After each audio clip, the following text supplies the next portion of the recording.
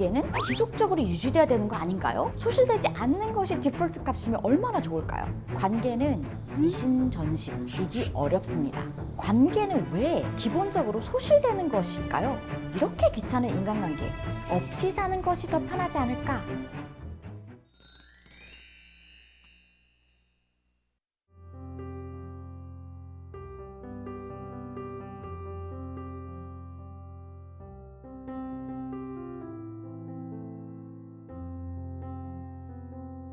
안녕하세요. 고려대학교 사회학과에서 사회연결망, 관계학을 연구하고 가르치고 있는 신은경이라고 합니다. 오늘은 관계에 관한 흔한 오해들에 대해서 이야기를 나눠보려고 합니다.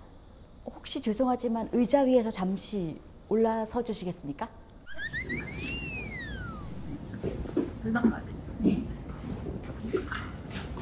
신발까지 벗고 지금 올라가 주셨는데요. 왜 올라가셨을까요? 올라보다가 뭐 처음 만난 제가 무턱대고 지금 촬영 중에 올라가 달라고 부탁을 했더니 규범에 어긋나는 굉장히 낯선 짓을 하셨네요. 굉장히 신기하죠? 방금 여러분들께서 보신 건 뭘까요? 사실 여러분들께서 보신 것은 권력이 작동입니다. 왜 처음 만난 두 사람 사이에 이런 상호작용이 가능했을까요? 우리가 사회 속의 누군가에게는 더 큰 권한을 부여하기 때문이죠. 사실 여기에서는 저희 스태프님으로 채연님께서 참여해 주시고 계시고 제가 촬영을 하고 있기 때문에 제가 너무 말도 안 되는 요청을 했을 때도 들어야 할 것 같은 압박감을 느끼신 거죠. 그런데 이러한 규범들은 우리가 사실 일상생활에서 많이 경험하게 됩니다. 모든 관계에는 힘이 작용하기 마련인데요. 그 힘이라고 하는 것이 결국 사회적으로 구성되는 것입니다. 혹시 작용, 반작용의 법칙에 대해서 들어보신 적 있으실까요? 뉴턴의 운동 제3법칙입니다. 모든 작용에는 그 힘의 반대 방향으로 똑같은 크기의 힘이 작용합니다. 예를 들어 축구 선수가 온 힘을 다해서 축구공을 찰 때 같은 크기의 엄청난 힘으로 사실은 축구공도 선수를 찹니다. 하지만 왜 같은 힘이 작용함에 불구하고 축구공은 날아가는데 축구 선수는 날아가지 않을까요? 혹시 질량의 크기 때문이라고 소근소근 마음속에서 그런 생각이 드셨을까요? 역시 뉴턴의 운동 제2법칙, 가속도의 법칙입니다. 물체에 작용하는 힘은 물체의 무게와 가속도에 비례한다는 것인데요. 물체가 무거우면 같은 힘으로 엄청난 큰 가속도를 낼 수 없습니다. 가벼운 축구공은 빠른 속도로 날아가는 반면 질량이 무거운 축구 선수는 가속도의 변화가 거의 없습니다. 사회의 상호작용 역시 마찬가지입니다. 같은 힘에 작용한다고 하더라도 그 개인이 가지는 사회적 질량에 따라서 한 개인은 멀리 날아가기도 하고 누군가는 꿈쩍도 하지도 않기도 합니다. 이 사회적 질량이라는 것은 아이러니하게도 상대적입니다. 나에게는 너무나도 무거운 그 누군가가 다른 분에게는 깃털처럼 가벼울 수도 있어요. 즉, 각 관계 안에서 활성화되는 사회적 질량은 상대에 따라 달라질 수 있는 거죠. 제가 초반에 채윤님께 의자 위에 올라가 주세요 라는 실험을 했을 때 스태프님과 저 사이에는 서로 다른 사회적 질량이 세팅되었습니다. 예를 들어서 혹시 지하철에서 옆좌석에 앉은 사람이 나에게 같은 부탁을 했다면 채윤님께서는 지하철 의자에서 올라서서 서셨을까요? 전혀 아니라고 고개를 젓고 계시죠. 사실은 그런 놈에 반하는 행동을 하는 것은 쉽지 않습니다. 처음 본 사이지만 그 관계 안에서 제가 가진 사회적 무게가 훨씬 더 무겁기 때문에 채연님께서는 훨씬 더 빠른 속도로 움직여 주셨던 거예요. 즉, 관계 안에서 사회의 무게가 어떻게 설정되는지 따라서 내가 어떤 행동에 어떤 민감도로 반응하게 되는지가 결정됩니다.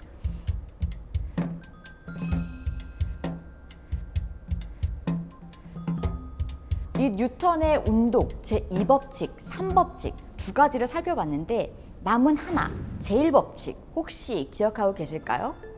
이 법칙은 외부에서 힘이 작용하지 않는 한 현 상태를 유지하려는 관성의 법칙입니다. 외부의 힘이 작용하지 않는 한 현재의 상태가 유지되어야 한다고 한다면 한 번 형성된 관계는 지속적으로 유지돼야 되는 거 아닌가요? 관성이 있으니까요. 그런데 관계에는 관성에서 벗어나게 해주는 힘이에요. 아무것도 하지 않는 관성을 가진 저희들에게 관계를 통해서 힘이 작용되고 저희들은 그에 맞춰서 운동을 하게 됩니다. 생성되는 모든 관계는 그 순간부터 휘발하는 성격을 가집니다.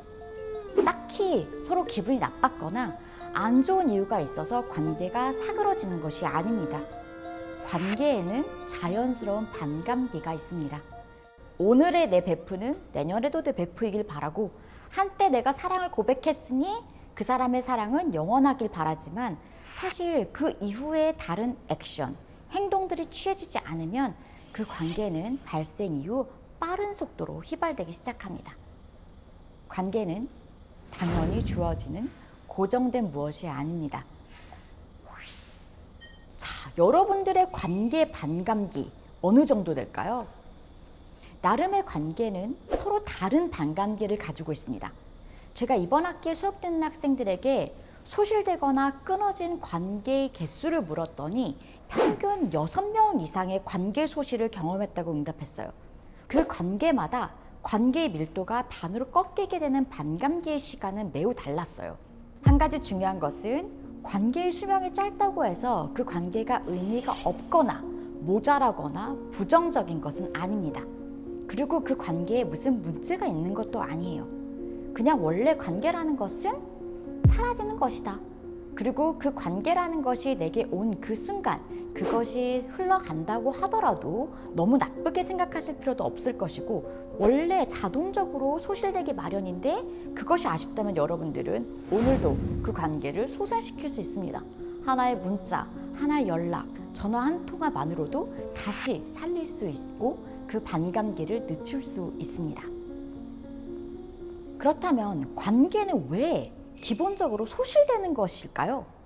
그냥 소실되지 않는 것이 디폴트 값이면 얼마나 좋을까요? 혹시 어린 시절에 탐구 생활에서 이런 실험을 해보신 적이 있을까요? 스네일의 법칙이라고 불리는 실험인데요. 어떤 물컵이 있을 때 꺾이지 않은 연필을 물컵에 넣어 보이면 그것이 꺾인 것처럼 보여요. 연필은 분명히 꺾이지 않았는데 물에 넣는 순간 꺾여 보여요. 왜 그럴까요? 이는 공기와 물을 빛이 통과하는 속도가 다르기 때문입니다. 서로 다른 빛의 투과율을 가진 두 매질이 만난 경계에서는 고든 연필도 꺾여 보일 수밖에 없습니다. 인간관계가 어려운 가장 기본적인 이유는 서로 다른 두 매질이 만나는 접점에서만 우리는 관계가 발생할 수 있기 때문입니다. 따라서 항상 다른 생각을 가지고 행동을 이해하고 있습니다. 관계는 이신전심이기 어렵습니다. 동상이몽에 가깝습니다. 상대에게 나쁜 의도가 있어서 그런 것이 아니라 그냥 그 상대의 사회적 질량이 다르고 그 상대가 가진 빛의 투과율이 다르기 때문입니다. 따라서 절대적인 하나의 정답을 너와 내가 공유해야 된다라는 아집을 가지는 순간 관계는 빠르게 시들어갑니다. 나와 다른 상대를 이해하려는 노력 없이는 관계는 유지될 수 없으니까요.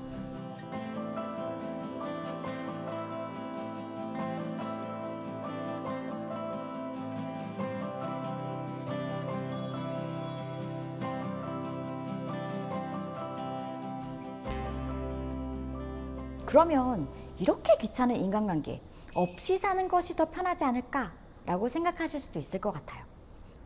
우리가 아주 자유롭게 혼자 지낼 수도 있지 않을까요? 그렇습니다. 혼자 사는 것이 불가능한 시대가 아닙니다. 하지만 동시에 여러분들께서는 그것이 나를 작게 만드는 일임을 잊으셔서는 안 돼요. 실제로 나라는 존재는 내가 맡고 있는 다양한 관계 안에서만 존재할 수 있습니다. 불편하다는 이유로 모든 관계를 쳐내기 시작하면 그것은 결국 나를 작게 깎아내는 과정이에요. 그렇기 때문에 너무도 어렵지만 포기할 수 없는 것, 그것이 바로 인간관계입니다. 나라는 씨앗은 누군가를 만났을 때만 발화의 기회를 갖습니다. 여러분들 안에 아름드리 큰 나무가 될 가능성이 있다고 쳐요. 그럼에도 불구하고 혼자서 아무랑도 관계를 맺고 있지 않다면 그 가능성이라는 것이 무슨 의미가 있을까요? 타인과의 연결을 통해서 발화의 기회를 갖는 것, 그것이 여러분들을 두텁게 만들고 단단하게 만드는 첫걸음입니다. 자, 이런 이야기를 학생들과 나누다 보면 이제 약간 비관적으로 그렇다면 도대체 어떻게? 라는 이야기를 하게 되죠. 재밌게도 관계에 있어서 가장 좋은 윤활유, 바로 오해, 그리고 착각입니다. 부정적인 오해가 아니라 긍정적인 오해를 해주시는 것이 효과적인 관계 유지 방법입니다. The benefit of the doubt 이라는 말씀을 들어보셨을까요? 약간의 오해 없이는 사실은 관계 형성도 어렵습니다. 제가 나를 좋아하나? 제가 나한테 친절한 것 같은데? 쟤 나 조금 보고 싶어 하는 것 같아. 이런 오해, 여러분들의 정신건강에도 좋고 인간관계에도 매우 좋습니다. 제가 컬럼비아 대학교에 있을 때 수업에서 만든 데이터를 분석했던 경험이 있습니다. 5명씩 팀을 짜서 13주 안에 이 친구들은 매주 만나서 같은 조별 활동을 하게 돼요. 그래서 이 친구들이 강의를 시작했을 때와 한 학기 마쳤을 때 인간관계가 어떻게 바뀌었는지 데이터를 수집해서 분석한 적이 있는데요. 화면에 보고 계신 것은 처음 1주 때 학생들에게 지금 같이 수업을 듣는 다른 학생들이 나와 얼마나 비슷한지 0점에서 100점까지 점수를 매기도록 했던 거예요. 사실 처음 만난 친구니까 나랑 얼마나 닮았는지 정확하게 채점을 하기 어렵겠지만 이 친구는 여자고 나랑 전공이 비슷하니까 70점, 80점 이런 점수를 매게 되겠죠. 저희가 50% 이상 서로가 답한 것이 일치할 경우에 관계를 살려뒀을 때 그 관계도는 36%였어요.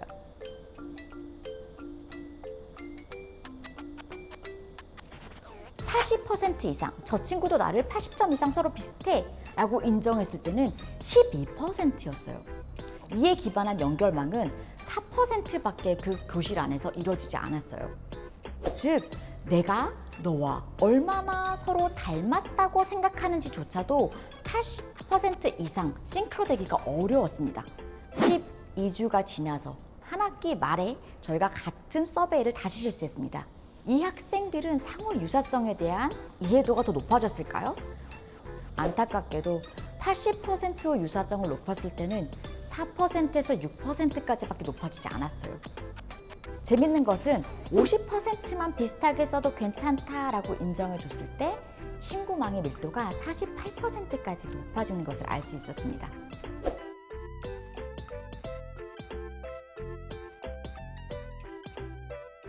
이 실험은 아이러니하게도 우리가 아주 객관적이고 엄밀하게 서로가 서로를 어떻게 평가하는지를 아는 것이 관계 형성에는 크게 도움이 되지 않을 수 있다라는 것을 보여준 재미있는 실험 결과였습니다. 엄격하게 80% 이상 정답을 맞춰야만 인간관계를 인정해줄 경우에 이 공동체는 석 달이 지나도 풍성한 관계망을 맺기 어려웠습니다. 결국 타인의 입장을 가장 그를 위한 최선의 방법으로 상상하고 공감해주는 것, 이것이 관계의 유지와 형성을 위한 중요한 비법이라고 할 수 있습니다. 자, 그렇다면 여러분께서 생각하는 좋은 관계는 어떤 관계들일까요? 지금 여러분들 마음속에 나와 이 사람과의 관계는 정말 좋은 것 같아. 몇 분들을 떠올려 보실 수 있을까요? 부모님과의 관계, 배우자와의 관계, 자식과의 관계, 다양한 관계들을 지금 머릿속으로 떠올리고 계실 것 같습니다. 사실 가장 중요한 관계는 자기 스스로와의 관계입니다. 여러분은 여러분 스스로와 어떤 관계를 맺고 계시나요? 함께 있으면 편하고 이야기를 잘 들어주고 나에게 도움이 되기도 하고 성장을 부추기기도 하고 비밀을 털어놓을 수도 있고 나의 부족한 부분을 드러내도 편견 없이 나를 응원해주는 그런 관계를 맺고 계실까요? 혹시 너무 스스로에게 각박하게 많은 것을 요구하고 계시진 않은지, 쉬고 싶다라고 하는 나의 목소리를 외면하고 계신 것은 아닌지, 오늘은 시간을 조금 내셔서 나 스스로 지금 무엇을 가장 원하는지 나의 목소리에 귀를 기울여 보시는 건 어떨까요? 어렵지만 그렇다고 포기해서는 안 되는 것이 바로 관계입니다. 그리고 그 가장 소중한 출발점은 바로 스스로와 맺는 관계일 것입니다. 오늘의 수다가 여러분의 건강한 관계망에 좋은 자양분이 될 수 있기를 욕심내어 봅니다. 긴 시간 함께 해주신 모든 분들께 진심으로 감사드립니다.